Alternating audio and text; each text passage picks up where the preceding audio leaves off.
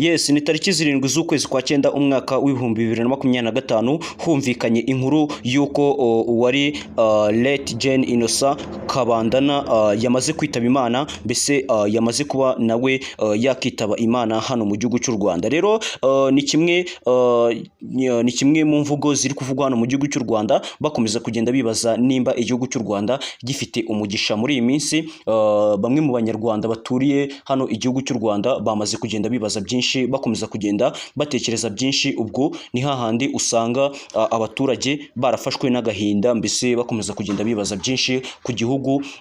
Bamwe na bamwe ugasanga rero bakomeza kugenda batekereza zimwe mu ntekerezo zitari nziza zinagaragara uyu munsi wa none, bakomeza kugenda bibaza nimba koko bafite umugisha. Nibwo rero hari hamaze iminsi itari mike cyane hakomeza kugenda humvikana hirya no hino mu gihugu cy'u Rwanda ngo wenda hano hapfuye uyu runaka, hano hapfuye urunaka, hano uyu runaka, uyu n'uyu yitabye Imana. Hakomeza kugenda humvikana inkuru nyinshi cyane zigaragaza ko abantu bari kugenda bitaba Imana ari benshi hano mu gihugu cy'u Rwanda. Rero nibyo tugiye kuba twaganiraho, turebe ibijyanye n'icyegeranyo tugiye kwinjiramo cy'uyu Late Gen Innocent Kabandana, uyu General Innocent Kabandana wamaze kwitaba Imana hano mu gihugu cy'u Rwanda, aho inkuru natwe tuyibonye saa saba, ubwo ni saa saba z'icamunsi cyo kuri iki cyumweru, nibwo inkuru igiye yajya hanze hamenyekana ko uyu nguyu yamaze kwitaba Imana. Rwose babishyira hanze, bakomeza kugenda bagaragaza uburyo ibi ngibi byamaze kuba byashyirwa hanze. Rero ni agahinda, ni akababaro cyane cyane ku bayobozi bamwe na bamwe hano mu gihugu cy'u Rwanda, ndetse na His Excellent Paul Kagame. Bamukurikije amagambo meza wenda mu kababaro kari hejuru cyane, bakomeza kugenda bavuga ko rwose Imana igomba kumwakira mu bayo, bakomeza kugenda bagaragaza uburyo batabyishimiye habe na gato, bakomeza kugenda berekana uburyo bababajwe n'iyi nkuru. Rero ni General Innocent Kabandana wabaye umuyobozi w'ibikorwa by'inzego z'umutekano zoherejwe kugarura amahoro mu ntara ya Cabo Delgado muri Mozambique, yitabye Imana azize uburwayi. Nibwo bakomeza kugenda bagaragaza uburyo we yitabye Imana azize uburwayi, bakomeza kugenda berekana uburyo rwose uwaba ufite n'ibitekerezo yakomeza kugenda abigeza ku banyarwanda, kuko basanga yitabye Imana ku bw'uburwayi ubwo yari amaranye iminsi mike cyane. Bakomeza kugenda banaperereza rwose barebe niba nta kindi kintu cyaba cyabaye kibi. Ariko nawe turi kumwe muri iki cyegeranyo, wenda ushobora kwibaza byinshi, ushobora gutekereza byinshi, ukavuga ati ese byaba bimeze gute ubundi hano mu gihugu cy'u Rwanda?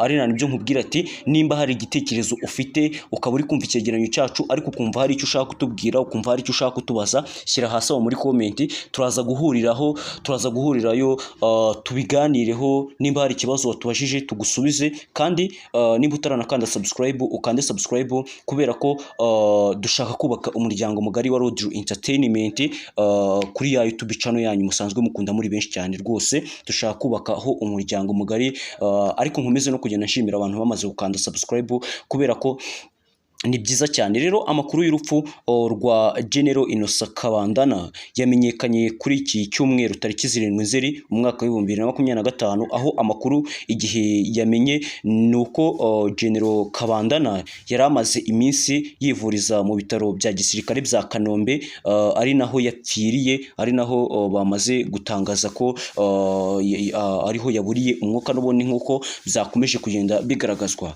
bakomeza kugenda berekana byinshi. Aho ku itariki 26 Nzeri umwaka wa 2022 nibwo Perezida Paul Kagame yazamuye Innocent Kabandana mu ntera, amuha ipeti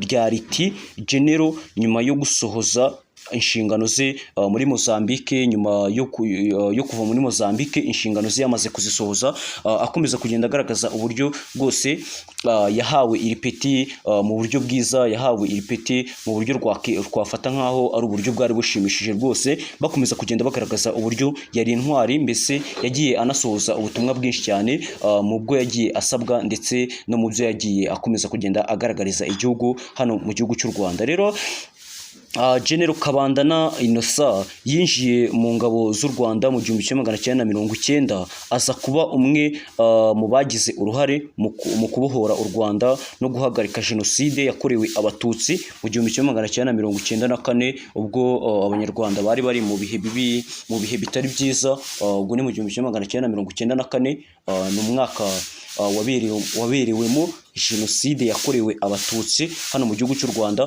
Uyu rero General Kabandana Innocent we akimara kwitaba Imana, abayobozi bamwe na bamwe bavuze byinshi, bakomeza kugenda bamuhereza amashimwe, bakomeza kugenda bagaragaza ko yari intwari, mbese yakoze n'ibintu byiza hano mu gihugu cy'u Rwanda, bakomeza kugenda berekana uburyo rwose yagejeje igihugu cy'u Rwanda ho byinshi, mbese anatanga n'imbaraga ze kugira ngo igihugu cy'u Rwanda kigire ibyo kigeraho, mbese kigere n'ibyo kigaragariza abanyarwanda mu bijyanye no kuzamura iterambere ndetse no gukomeza kwagura byinshi cyane hano mu gihugu cy'u Rwanda. Rero ni umugabo wari ufite ubunararibonye mu bya gisirikare n'ubuyobozi bw'ingabo, kuko yanabaye umuyobozi ushinzwe ubufatanye mu bya gisirikare muri ambasade y'u Rwanda i Washington DC.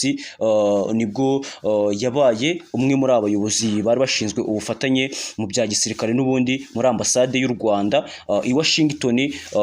Hari ibiganiro byagiye bikorerwa mu bihugu bigiye bitandukanye, ariko ukomeza kugenda usanga rwose yarabaye intwari y'igihugu cy'u Rwanda, yarabaye umwe mu bashimirwa uyu munsi wa none hano mu gihugu cy'u Rwanda nk'uko bakomeza kugenda babigaragaza. Rero mu zindi nshingano kandi yabaye umuyobozi w'amasomo ku ishuri rya gisirikare rya Gako, aba n'umuyobozi wungirije w'ingabo mu butumwa bw'umuryango w'abibumbye muri Sudani y'Epfo UNMISS, mu bijyanye n'uburyo igisirikare cyakorwagamo, mu bijyanye n'uburyo bagaragazaga igisirikare n'ubundi hano mu gihugu cy'u Rwanda, bakomeza kugenda bavuga byinshi, bakomeza kugenda bagaragaza ko yari intwari n'ubundi muri rusange.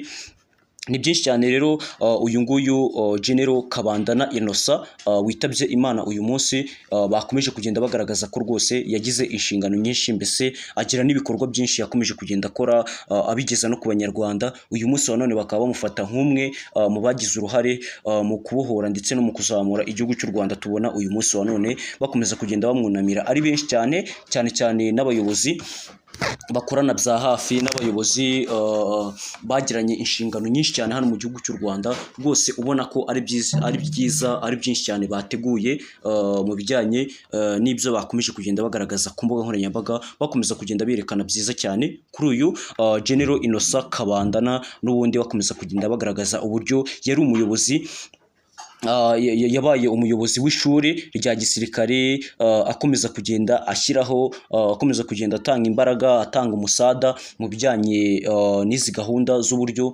yakoragamo n'uburyo yagaragarizagamo umwuga wiwe n'ubundi muri rusange. Rero bavuga ko yanabaye umuyobozi muri RDF ushinzwe ibikoresho, umuyobozi w'ishuri rya gisirikare Rwanda Peace Academy, ndetse n'umuyobozi wa Special Forces hano mu gihugu cy'u Rwanda. Rwose urumva ko yaciye muri byinshi, anyura muri byinshi kugira ngo inshingano z'igihugu abe azifite, abe afite byinshi cyane yakoreye igihugu cy'u Rwanda. Rwose dukomeza kwishimira byinshi yagezeho na byinshi yakomeje kugenda ashyitsa ku banyarwanda. Rero wowe turi kumwe muri iki cyegeranyo, aha tugeze, ubaye utarakanda subscribe wayikanda kugira ngo wenda tugikomeze. Wamaze kuyikanda, yaba ari n'igitekerezo ufite ugashyira hasi muri comment, kubera ko ni byiza cyane, ni igikorwa cyiza cyane wenda cyo kugira ngo dukomeze twagure umuryango wa Road Entertainment, nk'uko n'ubundi nabivuze kare. Mbonero no gushimira abantu bamaze gukanda subscribe.